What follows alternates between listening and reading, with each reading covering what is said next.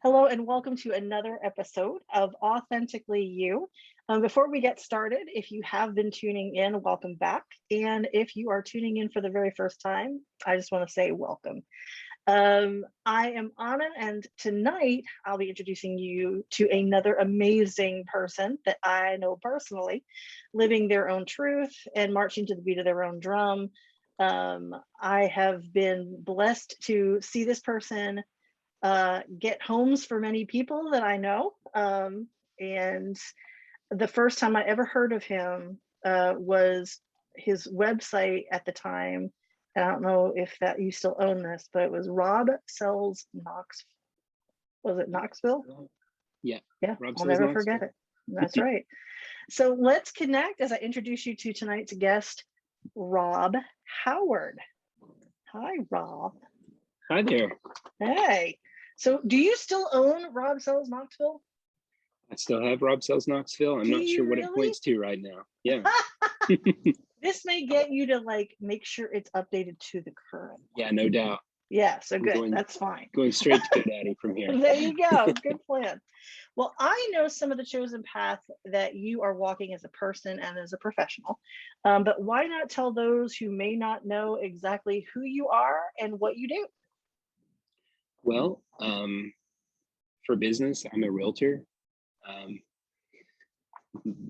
Basically selling Knoxville homes.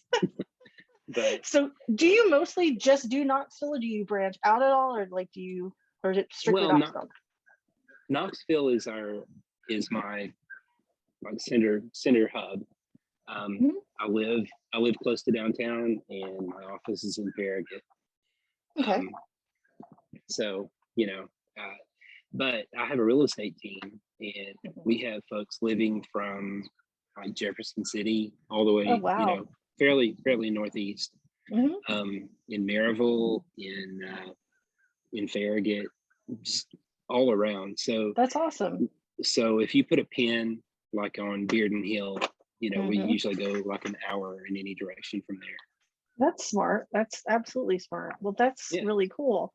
And I think the most important thing to let people know is that you have had quite a journey as a realtor and now have your own, I guess it's your own real estate firm, right?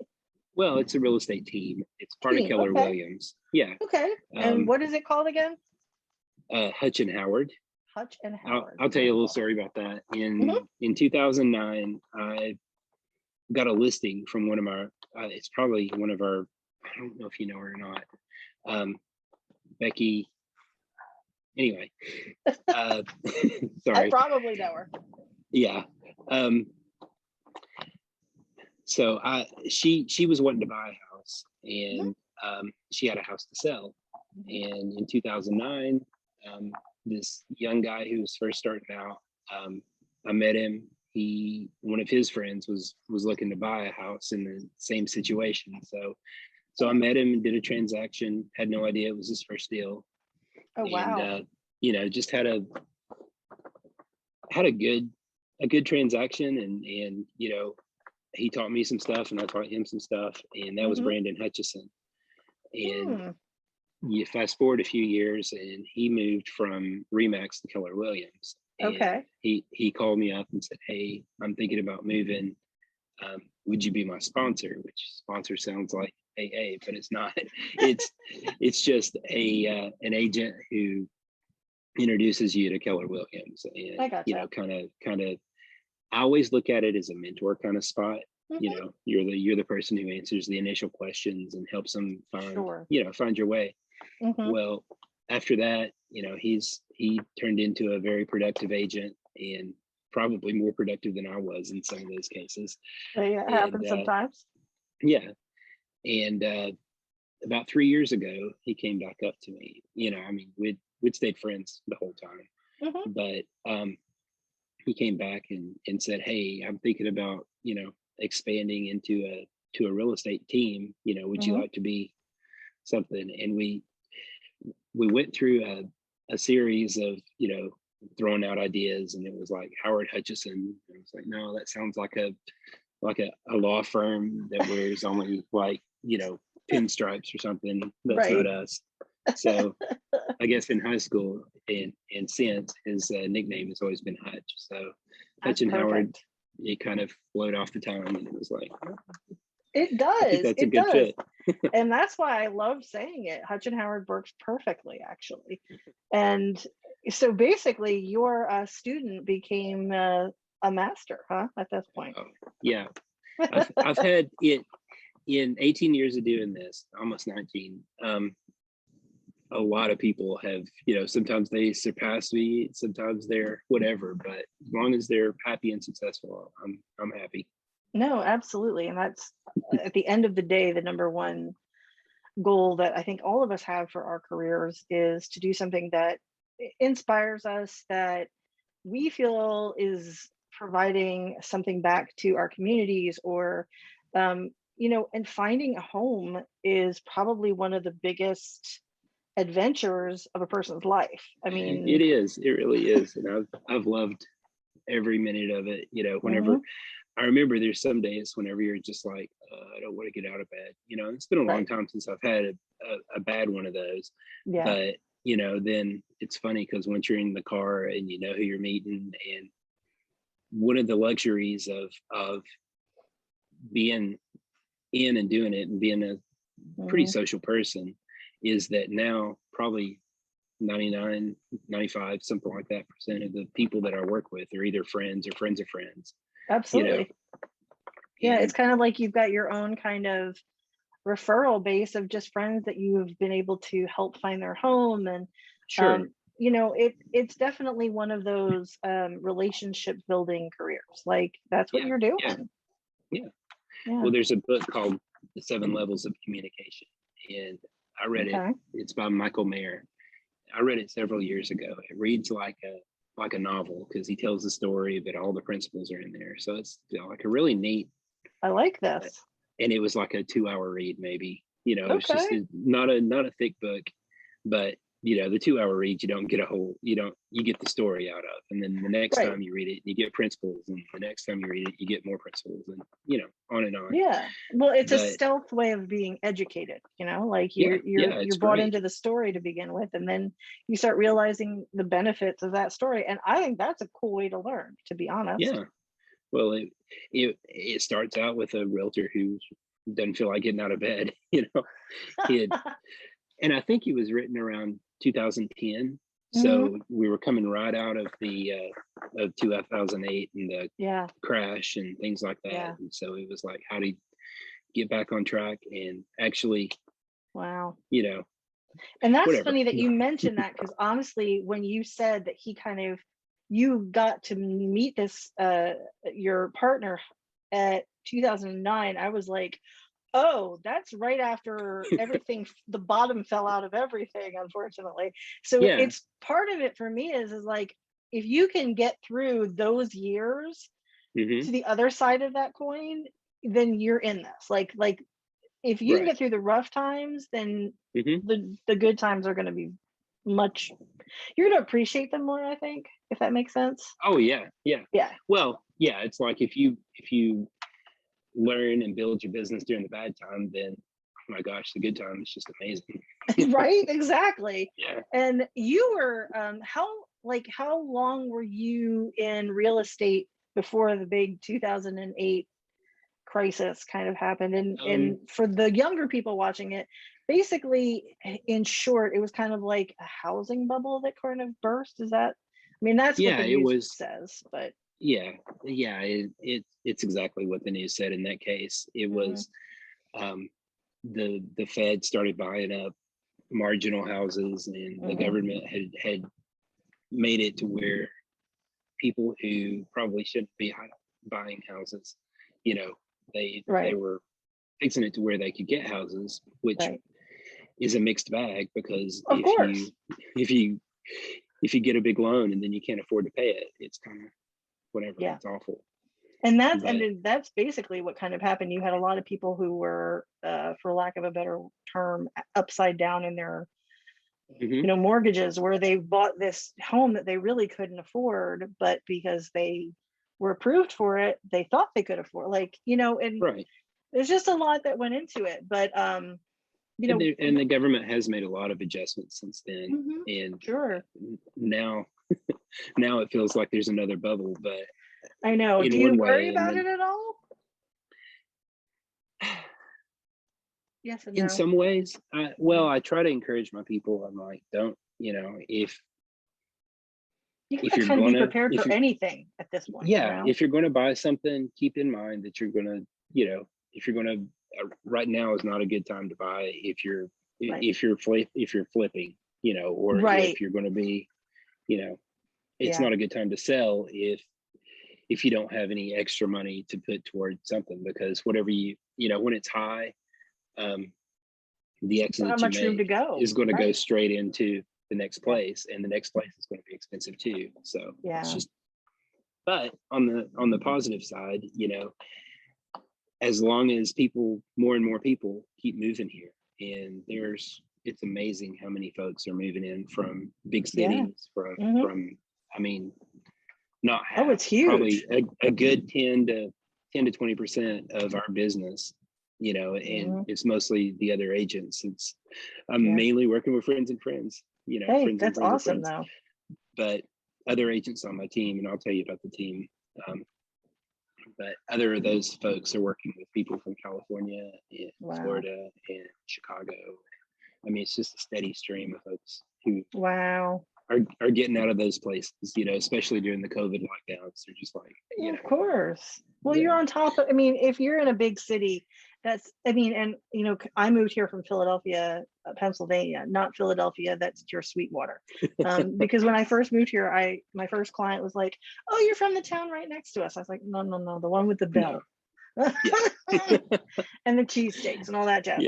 I love I do too. But when I first moved here, it was big culture shock for me. Now, that was 20 years ago, really. So I have seen Knoxville grow culturally and just in ways that I hadn't anticipated. And I actually love Knoxville. Like, I can't, and you're one of the first people that got me into it too. So, because well, that's cool. I'm good glad. Taste. Well, I love that now it's like Etsy Maker City, and it's whatever, a microbrewery capital kind of place. And just so much opportunities for people to express themselves and do art and do cultural stuff, and it's come a long way. That no, for sure. But absolutely. I'll tell you, in 1991, when I stepped onto UT campus, I was like, I'll probably leave here feet first if I ever do. I'm probably gonna die here, which, I mean, not to be morbid, but that's, as an 18-year-old, that's a pretty high marks for a place. No, absolutely. So where does the story of you begin? Now I know I've seen you visit your parents and all that, and I've seen that. So where did you grow up? I grew up the county's called Polk County. It's just a little well, geographically it's the largest county in Tennessee. And demographically it's the smallest, or was the smallest at one point recently, because the Cherokee National Forest takes up a good portion of it. So it's on the Tennessee-Georgia border. It's on the Tennessee-North Carolina border. It's just if Tennessee is a state like this, it's right there. No, for sure. And I don't think I realized that, but it is, like you said, it's least amount of people, but the largest area. Because most of it's most of it's that Cherokee net. That's pretty cool, actually. So that's where you grew up. That's where I grew up. Amazing place. Funny backstory. My dad was an orphan in Knoxville, and in college I ended up living on the street that was a tenement where his mother lived. His dad. This is a weird story. His father, sorry, I'm in a park. Maybe a little loud. But his father had been born 99 years before I was. So I was born in 1973. He was born in 1874, like 10 years after the Civil War ended. Just crazy. That's really wild. Yeah, it's one of those. But anyway, so he was kind of a street kid walking around Knoxville and has a pretty low, bad memories perception of Knoxville. So when I grew to love it, he was like, it's a whole different perspective, and he could see it through your eyes as opposed to what his experience actually. Yeah, taking him and showing him cool things and showing him interesting things and the stuff that he didn't get to enjoy as a kid, because he was adopted by a family that lived in Polk County. I gotcha. So that's how. And then my mother, they're one of the founding families in Tennessee. So they're wow, okay. So they're super established. Like not necessarily the Mayflower. I never traced it back that far, but as far as the 1600s, they were living in Maryland and expanded down here. So, oh wow, okay. Yeah. Well, that's pretty awesome, actually. Yeah, her 5 greats, either uncle or grandfather, I exactly figured it out, was John Ross, who founded like Ross's Landing down in Chattanooga. Yeah, very cool. Yeah. Well, that's awesome, like that, because that will make you want to explore your family history and you just never know. You never know what you got heroes and villains in there, I'm sure. But. We all do, trust me. And some of the villains turn out to be heroes in the end. Like, no one has a perfect story. I'll just say that. So. Oh yeah. And I actually prefer my people with less perfect stories because they're more interesting, especially if you learn a lot along the way. Oh yeah. Well. But so you grew up in Polk County, and then you moved to Knoxville, Tennessee to go to college, I'm assuming. Is that right? Yep. UT. Okay, UT. And you entered UT campus as a what major? I started out communications, public relations, and that's basically that's where I ended. Yeah. But I remember sitting there debating, because there's like 2 sides to me. There's the side that wants to be a teacher, a mentor, or whatever, and then the side that just loves to be social and be out amongst people and do things like, what you were doing. Not necessarily designed to be a salesperson. Like I don't, I'm not pushy enough to be a salesperson, but I am caring enough to be a whatever I am. I always say I've never sold a person a house, but I've helped I'm 1,000 buy. Absolutely. So, that's well, and like you said, it is not. I don't think if you're in the business of actually selling a home to a person that you actually genuinely care about, it isn't just selling a home. Like there's so many factors to really put in there, and a good agent, a good realtor will actually review the pros and cons of a house with you, and if and hopefully you're also one of the people that can say, if this house isn't exactly what you were looking for, here's what you could potentially do in this house to change it so like it could be what you want. Because I think as well as let's if it's a complete non-starter, it's like, oh, we'll find something. Don't despair. That's the big thing. No, and I just think having somebody to bounce ideas off of, because not rarely when a house is perfect, it. Like I've owned 2, I guess, and I knew, like, you just that, like, it may be not what you anticipated or expected, but you just walk in and something in you is like, oh yeah, this is the place. Like, I've got a couple that I'm working with right now, and there was a cute house. It was right in downtown Maryville. It was nice. I mean, the best schools for their kids and everything.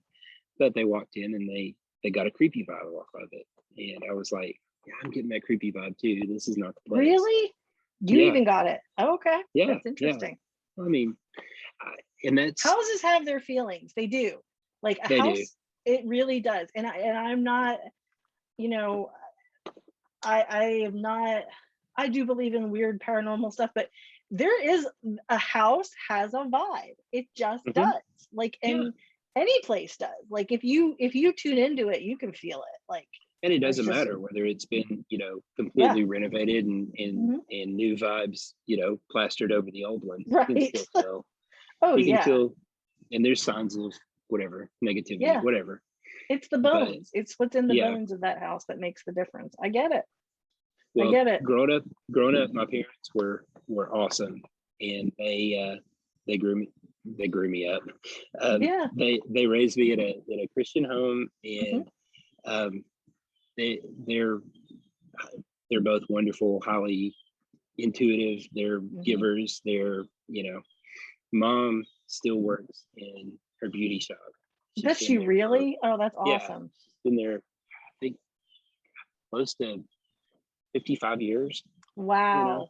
That's awesome. she she's the same way with as I am, though. She only works with the people she really cares about and Mhm. likes and wants to. I No. mean, not whatever. Well, if If you've you been in don't, business for that long, you can pretty much choose your clientele. Definitely. but it is a small town place. So I Yeah. mean, she like the men in Polk County. A lot of times, they'll come and they want their haircut, and it's funny because, and this is the society that I grew up in. Mhm. They don't want to be there without dad there because they don't want so appearance of Mhm. impropriety, and it's just Yeah, really interesting. It's really it's cute, and it's it is. something. If there were a bunch of other hair people there, Of she course. has one other lady that's there sometimes. That's so You cool. know, it's just it's sweet the way that, and it's awesome No, the it way is. that they do stuff. And I think growing up with parents who kind of own their own business or were their own boss in a way, it makes you learn a lot about that lifestyle. Like, do I To a want to do degree. this? Well, You know? I'll mom did hairdressing. She also, during her regular professional Mhm. life, she was a bank secretary and worked opening accounts and things like that. Oh yeah. And my dad worked in a factory, Mhm.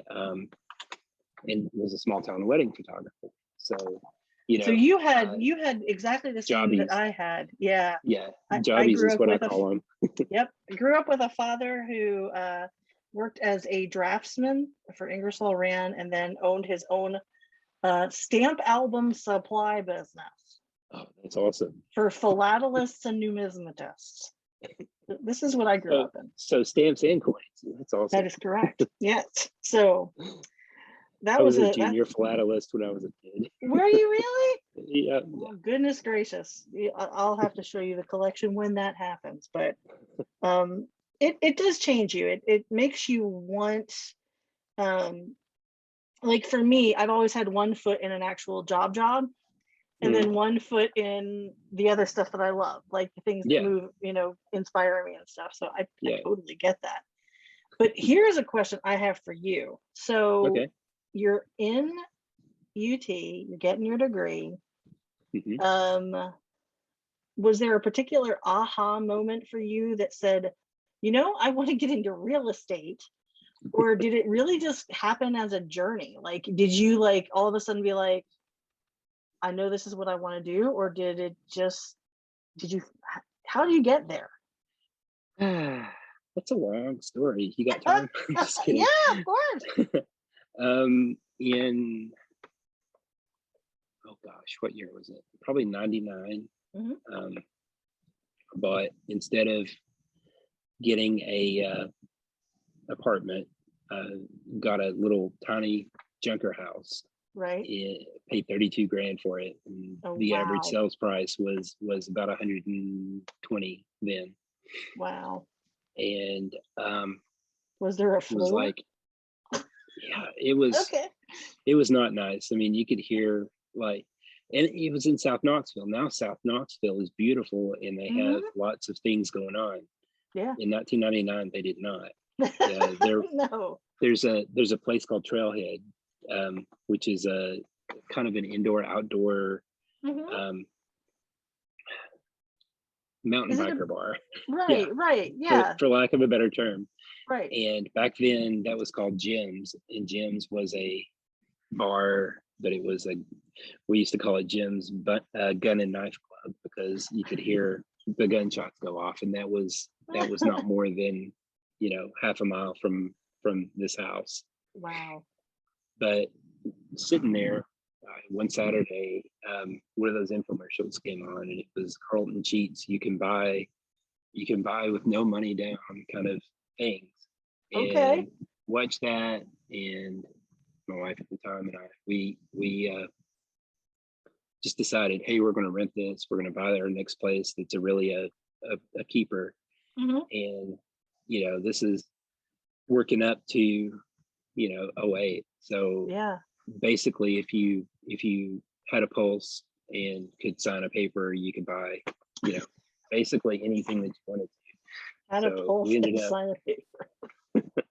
We ended up with 18 investment properties. Wow. Well, I didn't know you ever had that many. Yeah. And then got divorced, and we split those, sold off, and then the crash came and I sold a few more. Yeah. So, wow. That's anyway. So was it there had to be a level of a leap of faith in this. Well, it's weird. Okay. When I was a little kid, our house burned down. Oh, wow. And it was a pretty traumatic experience. I think. Oh, yeah, for sure. 9 or 10, maybe 11. Yeah. And I guess one of the ways that I looked at investment properties was, if I can live here, then I can live, in the next place that's a little bit nicer. And, but this place is still, if something happened, God forbid, another house fire, I'm not without a place. So it's kind of the inner little kid in the back of my head is a little bit, afraid that you're going to lose everything. Yeah. But, it's kind of like, well, I got through that. So it's not a fear, like a nagging fear, but it's always good to have options. No, for sure. And I don't think there's anything, you can't, that's a trauma that you can't anticipate, that you basically, and it's funny that it does, it's really cool to see how it sort of shapes how we navigate our world, in the sense that you're I just want to make sure I'm taking, I have a place in case, you never know, something could happen. And I think all of us do that in some way, shape, or form in different ways, but we probably don't think about it. But I think that's pretty fascinating. And how adept had you gotten with fixer-upper houses at this point? Do you feel good about, because sometimes I'll watch shows where they buy homes and I'll be thinking, I can't see the promise in this, but thankfully they can, because sometimes there are homes that are like we talked about, their bones are good, the actual house is a good home, but it needs love. And how do you rehab it to that place? So I remember talking to you rehabbing stuff, so I was like, Lord have mercy. Yep. I've got one I'm working on now, and actually it's in South Knoxville. Very cool. It's a few blocks from Sono Taco and all the IAMs and all that kind of stuff. So it's really neat. That is cool. Do you get a lot of pleasure out of seeing something transform and become? Oh yeah. Yeah, I'm sure. I'm a photography geek, so snapping pictures of it going from the dregs, and working and pulling that negative vibe out of some place, and putting your own positive, happy, happy experiences in there is kind of that's actually just as much as the physical sticking up new drywall or putting on coats of paint. It's you're breathing kind of new life into you're breathing new life into a home, which is truly awesome. So is there anything that up until this point that you have achieved so far, either personally or professionally, that gives you, or it could be something you're a work in progress on, but it fills you with that sense of, accomplishment or pride or something like that? And you just talked about your team, so I don't know if that is what pops into your head. But actually what pops in my head is, growing up in a Christian home and being, it's always been feels like it's that's my journey, is to, you Yeah. know, move toward being a better Christian, being, you know, Sure. having listening to what the Holy Spirit says in my head and all that kind of stuff, you know. Mhm. But as far as business goes, yeah, just nurturing this team. It's grown from, you know, Brandon and myself, Hutch Right. and Howard, to we one of our mutual best friends was the broker at Keller Williams, Oh, and wow. yeah, her name's Carrie Mays, and Mhm. Carrie is awesome. She's the kind of the, we always say Hutch and Howard. She's the and. She's like the director of operations, the COO. She's the one Yep. who, you know, when we have really good months, she's the one that has us on a allowance where we only get, you know, yeah. I So we gotcha. live like, yeah, we live like we're making 30 grand a year, and, you know, regardless whether, you know, some months are really good and some months are not so great. So, Sure. Of course. you know, that's so growing. That's three of us. Hmm. After that, we've you know, our current team is 7 people, Oh, wow. and yeah, the other 4 are Chad Chapello, and Hmm. he lives in Maryville. He's been an agent for a couple of years now, and it's Hmm. just been amazing seeing him grow from, you know, someone who he was working at Chili's, and Oh, wow. and you know, he was struggling at the beginning, and now Right. he's blossomed into just a really awesome agent, and Hmm. I'm really happy to be involved with him. That's cool. And then Christina Black, she's the one that lives in Jefferson City. Hmm. She's really awesome. She I don't know how, but she tends to just luxury people just flock to her. Oh, that's I cool. I I guess we sell who we are around, who we're comfortable with, Yeah, and sure. whatever, you know. My Hmm. Before the team started, my average sales call was probably, you know, somewhere between 200, 250. Right. She started out, her first few deals were, you know, 500 plus, Holy and mackerel. yeah, Wow. and on up to, I don't know what, Good for her. but and then Lauren Metcalf, or Lauren Logan, Hmm. she joined us 4 or 5 months ago, Hmm. and Patricia Safadi, both of them joined about the same time, and it was amazing because they're both just effervescent, just positive, you know, just Yeah. exuding positivity. And Yeah. I was so proud because both of them, within, I think it was within 2-3 weeks of joining the team, they were fresh out of real estate school, Hmm. had properties under contract. You Oh know, my gosh. I That's think I awesome. think it took me, when I started, it took me months, and you know, it was, I started out buying, going back to the story. I Hmm. started out buying my own, and then I started helping some friends who saw me buying my own Hmm. buy their first investment rental property, whatever. Yeah. And so that was my beginning business, was Right. helping these folks, you know, do that, Hmm. which we were all in our 20s, just, you know, kind of getting started. Yeah. Um, and then drawing a blank. When we went from there, anyway, Hmm.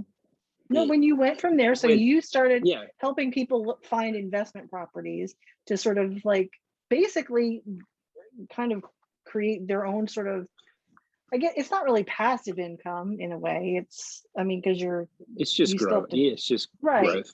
But Yeah. oh, what I was saying was, it took me months to sell to anybody that I didn't, you know, wasn't real close with, or Right. wasn't, you know. Yeah. And these young ladies, they just, you know, tear it up. That's And then, cool.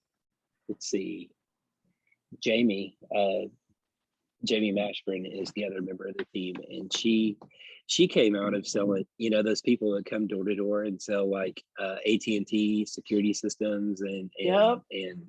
not security systems, but the cable internet, Cable. whatever. Mm-hmm. Yeah, she came from that, and she is not afraid of anything when it comes Well, to no, sales. she wouldn't be. She probably got the door slammed a lot on her at this point. Yeah, So I'm like, that's going to yeah. build So character very quickly. yeah, and Yeah. she was successful at that for several years, and then she just came over to real estate, gave me a call, and said, "Hey, Wow. because I'd known her in the past, and Mhm.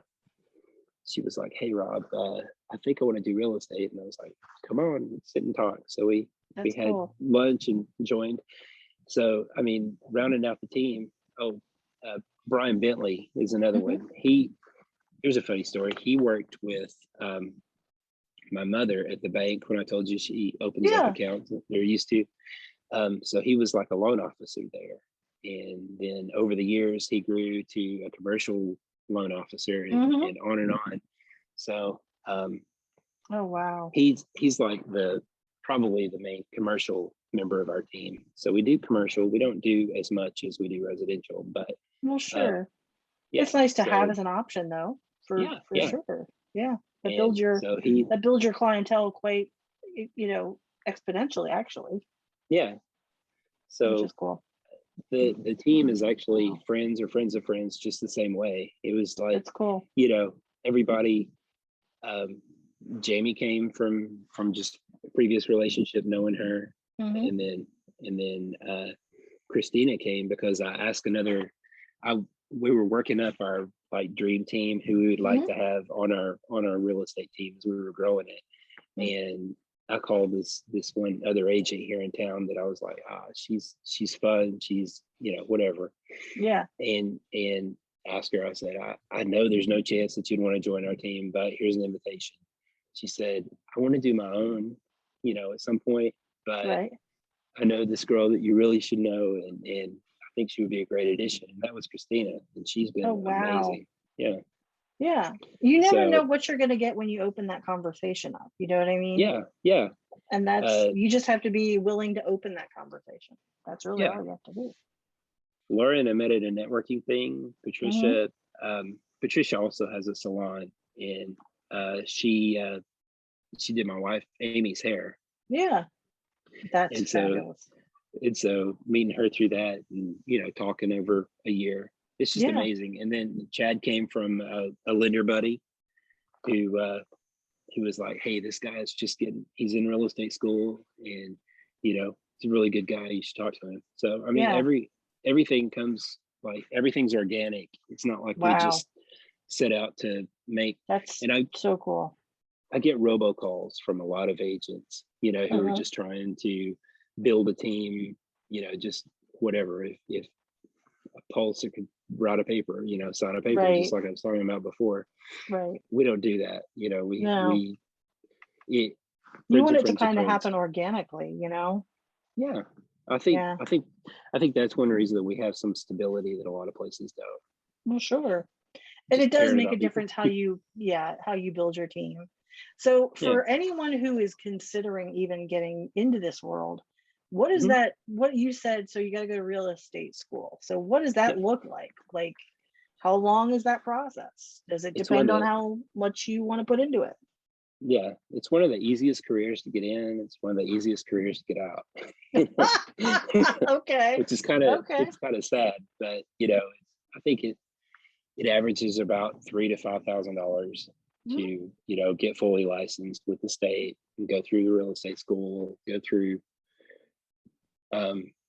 you have your licensing. Well, you have to have the school. There's certain credits that you have to get. Right. But yeah, for less than $5,000, you can get, be a licensed real estate agent. Oh, wow. And then, and a realtor, which is different. Realtor is like the guild. Realtor is like the multiple listing service, and everything is through the realtor group. And then, but the state has certain licensing as well. Okay. So we have continuing education, several hours every year. And I don't know, it's just that's pretty it's cool. not a hard process, but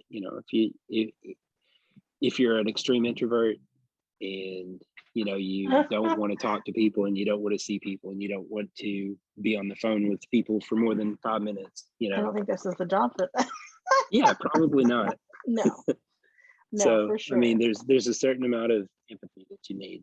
Now, if you are one of those people, and you have like a good side gig, or you have money, then I've heard of a lot of introverts actually owning the real estate team, and then having a bunch of extroverts working for them. That doesn't happen to be us, but there are some can work successful for some introverts people, in real for estate. sure. Yeah. No, for sure, absolutely. Well, Rob, I think you are right in just a good spot where you are open to the growth of your team, and seeing a lot of your team grow on their own merits, and develop their skills and stuff like that. So you're kind of in a way passing on your knowledge and information and all of that. Yeah, And you are teaching in a way, me. that, right? Yeah. You are. That's Keller Williams is one of those places where they just encourage all the veteran agents to actually hold classes. So I am getting That's awesome. to teach. It's just it's not in school class, classroom with kids, they're new agents, which is good.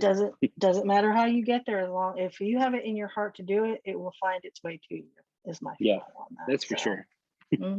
Yeah, Brandon always talks about watching the Secret, and it's funny because when one of us gets down, or one of us is like, I just none of my deals are working out, of course they may have 3 deals that are working out, and the one that's not, something. But you focus on the one that's not working out, right? Yeah, of course. And he's like, you need to watch The Secret again. Yeah. Just every if it's time. Gonna help you get something, your mind in the right place. Absolutely. Right. Yeah. Right. Wow. And our folks are, we have some who grew up here in town. We have some who grew up elsewhere. And the ones who grew up elsewhere, they work a certain type of leads, and then I try to teach the ones who grew up here, to get over the fear of talking to their friends, get over the fear of because once people know who you are, what you do, all of a sudden it turns into, hey, I need help with that. And, no, absolutely. And you have to be willing to put yourself out there. And that's the number one priority. Like, because no one could know what you can have the degree and the license and the shingle outside, but if no one knows that you do it, you're not going to have any business. Like, you have to sort of like put yourself out there. And that's part of it. Well, and that's one of the great things about my wife, Amy. She's one that has, she went to Farragut High School. She's got just a ton of friends, and just, that's awesome. Our conversations, she's been so helpful and supportive in those ways, just kind of, us hanging out with her friends, and people that's that awesome.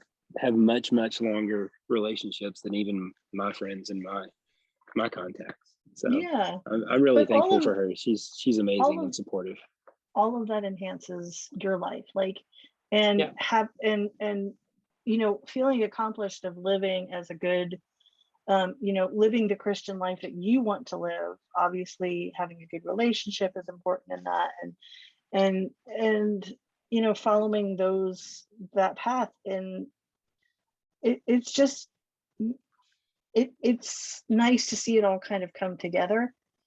Yeah. And a lot of it is trusting that the plan is there for you. It's just, you have to trust that it will show up, Sure. But I guess that's my challenge through life, is trying to reflect that more, because it's like, whatever. I get it. Not as perfect as I like people to think, just like everybody else. Nobody is. And that's why I love everybody who is real. And that's why I asked you to do this. So, so I am going to ask you the 10 quick fire questions All that right. I usually ask Mm, everybody. And I do these, they're the 10 questions that originally came from the French series, Bouillon de Culture by Bernard wow. Pivot. However, most people know them because James Lipton ended Inside the Actor Studio with these 10 questions. And I love Okay. them. So, Bouillon de what?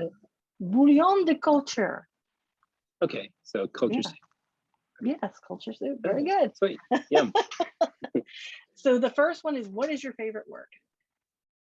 Favorite word? Probably awesome. I say it a whole lot. Good word. What's your least favorite word? Hate, probably. Yeah, I get that. And when people talk about a culture of hate and people are hateful and all that, that's kind of numbed it, because Mhm. it really doesn't mean that, like, when somebody's just I just don't like confrontation or hate, in Yeah, that kind of situation. no, I totally get that. What turns you on creatively, spiritually, or emotionally? Okay, probably my biggest turn on in business is the sitting at a closing table with people laughing. Hmm. Hmm. Because we've all been through this adventure, and then it's kind of like at the end of the Lord of the Rings, when everybody's like celebrating, it's kind of, Yeah, or at the end of Empire Strikes Back, when the Ewoks were all dancing around. hmm, That's what that's the, I don't know, that in that's life good. it's, yeah, in life it's well, just recently we went to New York and wandered around Central Park, and just going to somewhere but knowing that I can be back home Yeah, soon. I love Knoxville, but also love to wander. So yeah. So just seeking out adventure yeah, in this yeah, world. It's kind of yeah. an awesome thing. Here and What abroad. turn? Yeah, for sure. What turns you off? Criticism, not in a, I would say not criticism, but non-constructive criticism, or There's, criticism that doesn't come from a place of love. you yeah, know for sure. yeah, Yeah, that's that it. makes I sense. mean, I need instruction. Instruction is different from criticism, though. Very much so. Yeah. No, one is out of helping you move forward. The other one is just to do it, like to Yeah, criticize just just to, to criticize. yeah. That serves no So purpose. Like, yeah, okay, build up. I'm all for it. Tear yeah, down, not so yeah, much. not so much. What is your favorite curse word? It's der. Dern? Der, der. It D- Okay. Say It that goes again. back, der, der, Der, der. It der. comes back. It goes back to college. In Okay. one of my besties in college, Dave DeFurio, and I. It was like, I don't know. We both grew up in places where whatever, swearing is fine. I'll say whatever if I get but Yeah. der is like our little generic word that we can just It's like throw your out. go-to. Yeah, it means everything. It doesn't necessarily mean darn. It doesn't necessarily mean shit, fuck, damn, hell, whatever. You Right. know, it just means Sure. darn. That's We could say awesome. it, dar is awesome, or dar is bad. I So love that actually. I do. yeah. So what sound or noise do you love? Well, I kind of love silence a little bit, but then also, I love the sound whenever Brandon has a boat. I love the sound of like the water splashing and everything, or Hmm. the engine revving up while we're scooting Hmm. down the river or something like that. Yeah, I really Yeah, like that. that's awesome. What sound or noise do you hate? Uh, Probably the sound of people yelling in anger, since we were Yeah, going back to that. Just no, it's or very uncomfortable feeling. yeah, that stern. And Yeah. I think a little of that goes back to the parents, because they were never, they were even killed. They were Hmm. they are, I should say, Yeah. Just they're always, everything came from a place of love. I'm a single child, so people kind of, and in the salon, I had all of mom worked with little ladies. So from the time I was born to the time that I went to school, I had, 50 grandmothers that Exactly. So anyway, yeah, that goes back to the noise. No, that makes Sorry. total sense to me. What profession other than your own would you like to attempt? I think it would be something else entrepreneurial, or high school English/history teacher. Makes sense. Is there any profession that you would never want to attempt? Yes. And this is something I haven't really thought about, but what I would never attempt, probably personal trainer, which is weird because it's still a teacher, but it's All right. physical, and I can never be a math teacher either, I could dig. Yeah, I get that. I get So that.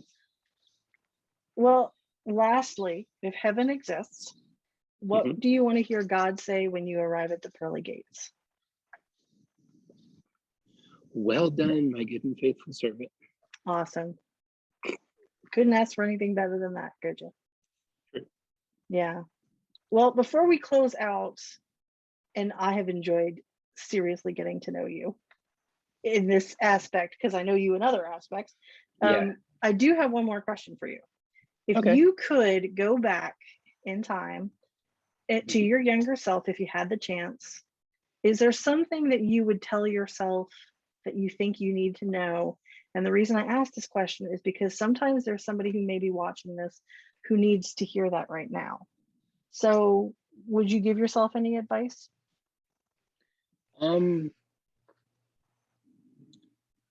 Don't worry about some of the things that you're worried about. Right. Right. I remember I was, even from the time I was about 7 on, husky. I wore the husky jeans, and I wore the, Right. just whatever. Yeah. And even now I'm heavier, but just whatever. People are going to love you regardless, Exactly. as 100%. long as you love them.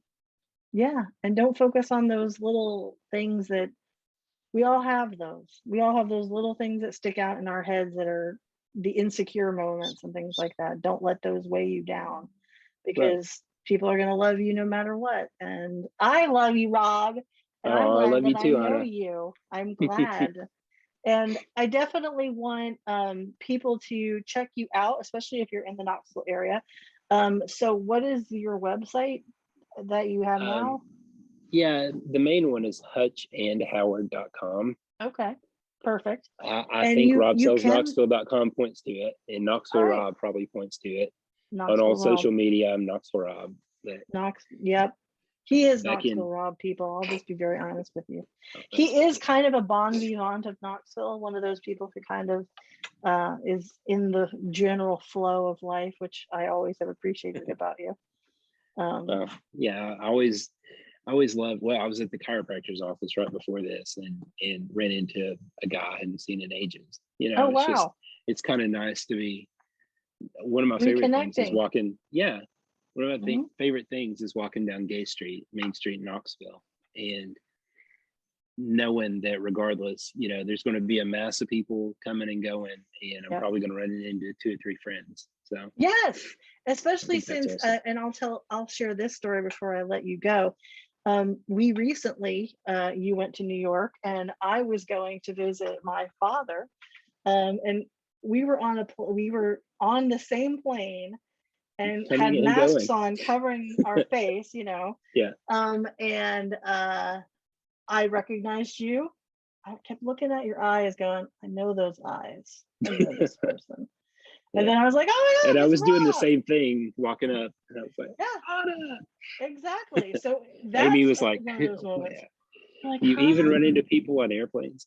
I know, but that's what knowing people does. Sorry. So That's been I, an amazing experience throughout my life. And yeah. this is like one other little weird thing. Like when I was in college, I did a church mission trip to South Korea. Oh, And wow. walking down the street, I ran into a friend from high school that I had no idea she was in Korea. Yeah. In South Korea? Yeah. Yeah. Just not even knowing that she was there? Right. And then there was also like walking through Times Square, you always run into somebody. I was at the changing of the guard in New York, or in Washington, D.C. at the Arlington National Cemetery.